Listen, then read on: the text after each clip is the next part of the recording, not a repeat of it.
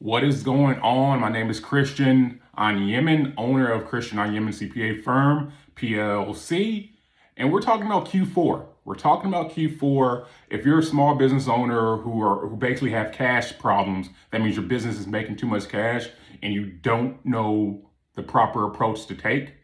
These are some of the things we need to be talking about. So if you're a startup, if you're in your teenage years of business and your business is growing, this conversation may not be for you. Check out another video. We're going to make one tailored for your business. But this one's for my small business owners who are having cash problems. So basically what we're talking about, and if you see me looking down, I'm looking at my notes. We're talking about Q4 tax planning. If you have cash problem, that means you also have a tax problem, and we have to do something about that. Doing something about that is basically developing a tax plan system. How will we reduce our tax liability? We're talking about that. We're talking about end of the year financial reviews. So once you're having a cash problem, we have to strategically start looking at the numbers to make sure we're operating efficiently and making sure the business is constantly growing. Every dollar counts. So these are some of the things we're going to be talking about within the end of the year financial review. We're talking about cash flow statement.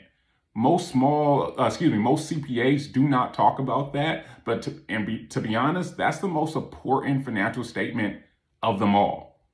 Outside of the profit and loss, outside of the balance sheet, yes, you need all of them, but I'm looking at that cash flow statement. That cash flow statement shows where is my cash going. That's what you want to know as a business owner. Because if you ever looked at your balance sheet, your balance statement, you're like, hey, I thought I made more money than this. Where's my cash going? That cash flow statement lays out where your cash is going. We're going to talk about that and what we should be doing to basically increase cash. And we're going to be talking about budgeting. At the end of Q4, some small business owners are already thinking about 2024. They're thinking about the following year. And these are some things we need to address in our budget, right? So let's hop into it. And if you have any questions, just put them in the chat below so we can address them. So the first part we're talking about is Q4. If you're a business having cash issues, that means we need to address your tax plan liability. And I want you to ask yourself this: do I need a tax plan? If the answer is yes, I need you to basically ask yourself, do you want to give your money to the government or do you want to give it back to your business? Do you want to give the money back to the government or do you want to give it back to your business? 10 times out of 10, my clients say, hey, Christian, I want to give the money back to myself or the business. Therefore, you need a tax plan.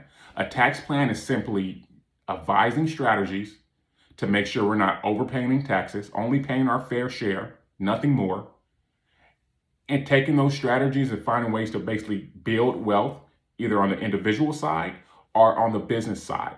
We're pouring money back into yourself or the business, not the government. That's all we're doing.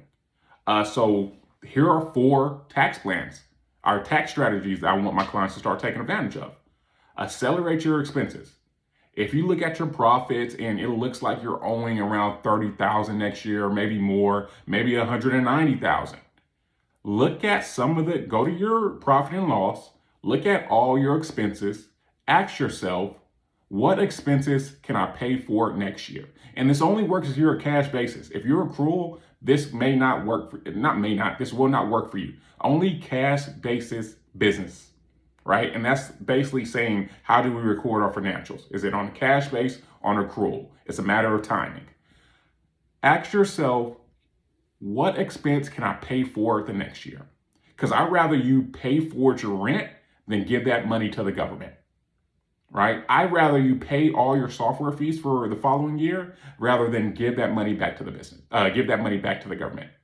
I'd rather you pour the money back into your business rather than give it to the government. And it all has to do with timing. Let's accelerate our expenses in the current year so we don't have to overpay in taxes. That's the first thing I want you to do. The second thing I want you to do is look at your entity. I would say out of 10 businesses that come to my desk for tax plans, 7 or 6 are under the wrong entity structure. And that's because they never had a CPA to really give them that proper advice to say, hey, you outgrew your current single member LLC. It's time to either graduate to a C Corp or graduate to an S Corp. And we need to have a conversation about that. So that next tax planning strategy is to look at your entity structure. It could be outdated. Simple as that. Your entity structure could be outdated. And one way to find out if it's outdated is to look at your profits. If you're profiting, and that's revenue minus expenses equals profit. If your profits are anywhere 50, 60 thousand plus, you need to have a conversation with your CPA. Your CPA should be able to tell you, hey, if we switch you over to the S Corp and pay yourself 45, 60, whatever, how much he recommends, this is how much you should save. It's a conversation that needs to happen. So that's the second strategy. Tax planning, I want you to do the accelerating expenses. I want you to look at your entity structure. And thirdly, I want you to look at your asset listing. You'll be surprised how many small business owners don't take into consideration that, hey, this business owns assets. I get to factor in depreciation. I can either have the choice to accelerate depreciation with Section 179 and other tax strategies and other tax accelerators out there. They don't know they can do that. So if you own an auto body shop, those equipments, your vehicles that you use to transport goods, those are tax write-offs, deductions we can use to help lower your tax liability. And the thing I like about it is if you're buying a home or taking out a business loan, these banks are looking at your profits. One thing they do is take that depreciation that you factor in and add that back to your profits, therefore making you bankable. So I want to take advantage of your assets. So one weekend, if you have a facility, take a stroll through your office or your facility and count your assets. You want to know what asset type it is. You want to know how much you paid for it, and you want to know when. Get that sheet, take it over to your CPA, and say, hey, can you make me an asset listing? I want to factor this into my financial statement, and I want to factor this into my tax return. They need to do that for you. That's huge. I know $1 million businesses who aren't taking advantage of their assets that they have on their books. That is elementary. Let's do that. And then lastly, have a conversation. And to be honest, tax planning is simply having a conversation with your CPA to see what you're looking like owing in the current year and what can we do about reducing that. That last tax strategy I want you to do is have that conversation to say, hey, is there any cool tax strategies out there that pertains to my industry or business outside of the Augusta rule? And that's when you and your CPA start getting creative. And maybe it's like, hey, you're a realtor. These trips you're taking with other realtors. Can we change these travel trips to either a mastermind or some type of business travel? I had a realtor client, he had $30,000 in legitimate travel expenses. He didn't record it on his financials because he did not think that was a write-off. Now what I have him doing is taking his meeting minutes and including his travel, and within those travels, laying out exactly what he's doing, why he's there, what date he went, and what events he's going to that pertains to his business. Therefore, we're writing off that whole travel experience, the airfare, the hotel, the business meals, the maybe mastermind events he's had with his other colleagues who are realtors. We're taking advantage of that and factoring that into his tax return. That ended up saving him tons of money on his tax return simply by having a conversation. So that last thing I want you to do is have that conversation with your CPA. He or she should not be talking to you one time a year. Your CPA, your bookkeeper, your accountant should be talking to you monthly or quarterly at the least. And a good one, yes, they want to charge, but here's another story. I had a client who's in I'm not going to say the industry, but I had a client, he had a bad bookkeeper. I was preparing his tax return. If you know anything, if I'm getting trash in, it's going to be trashed on the tax return.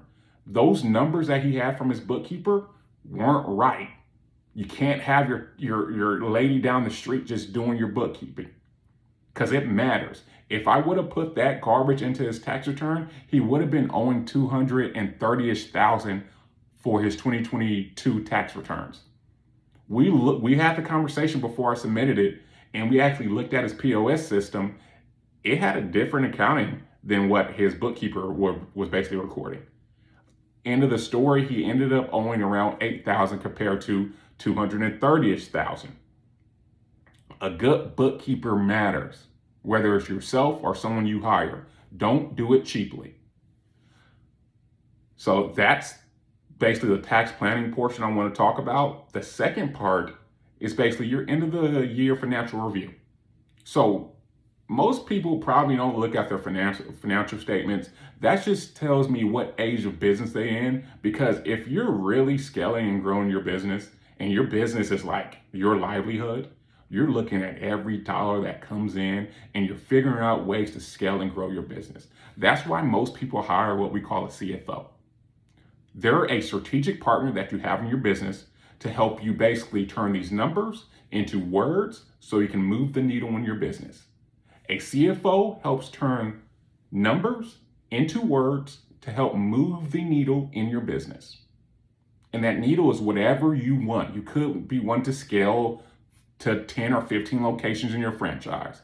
You could be wanting to increase your revenue by 30% in the following year. Your CFO is your strategic partner to help move that needle. He or she is turning numbers into words to help paint that roadmap on what you need to do to achieve your goal. That's all your CFO does, right? So what you should be talking about with your CFO is, how did my business do this year? Can I get a quick forecast? I know it's not December 31st yet, but can we do a quick forecast to see what I'm projected to make this year? All right, can we do a budget for the following year? These are things we need to talk about within our business so we can take the emotions out of the business and simply focus on the strategic numbers on what you need to hit to achieve your goals. For example, if we're focusing on revenue, there's an amount of sales we need to be producing. If you're a restaurant, we need to look at the value of each of your menu prices and say, hey, we probably need to increase our ticket items on that menu price. Because by the rate on which we're going, we're not going to make our goal with the lower price items that you're selling. It's hard, right? So we need to have those conversations with our CFO around this time. We need to either be mapping out our budget for the following year, forecasting this last Q4 to see what we're projected to do, and kind of treating it as a game. Gamify it. See if I can beat out my projections on what I should be projected to make for this Q4. That's how we grow and scale our business. These are the intelligent conversations we need to be having in order to improve our business, basically make our business legit and stable and consistent. These are things we just need to talk about. Your CPA, your CFO, your bookkeeper, your accountant, they need to be a huge part of your success for the simple fact that they're able to turn numbers into words that will drive your business. The good ones should be. So that's what we should be talking about towards the end of the year. And lastly, have your CPA focus on your cash flow statement. I don't even know how to express this. Your cash flow statement is your number one financial statement you need in order to answer the question, where's my cash going? Your cash flow statement will allow your CFO or CPA to map out, will I have enough money in December to make a new hire? Or will I have enough money to do this marketing campaign I want to do for January? Because I own a gym and I know January is a time where a lot of clients are going to be coming in for us. I want to optimize that, right? That cash, you need cash to run your business. The profit and loss statement, I get it, it serves its purpose. The balance sheet serves its purpose, but that cash flow statement drives your business. It drives it. So let's have conversations about that cash flow statement. Your CPA, CFO should be able to map out what your cash balance will be from each month of the Q4, or maybe what it should look like for the month of 2024, the following year. Because he should have the data from your previous year to map out what your cash should be around. Granted, it's not going to be exact, but the goal is to get close enough. So in this quick Q4, I want to call it an intro meeting to discuss what you should be talking about these next upcoming 3 months. We talked about tax planning. We talked about topics of financial reporting you should be discussing with your CPA, CFO, or accountant. And we talked about budgeting and our cash flow statement. Take advantage, use this video to have a conversation with your CPA. I may not be yet. Go take this information. Don't put it in stone. Go ask your CPA, hey, can we address some of these things? I heard this guy talk about it on a video. Use what I'm saying to form a conversation with your CPA. And if you don't have one, the link's in the bio. Thank you.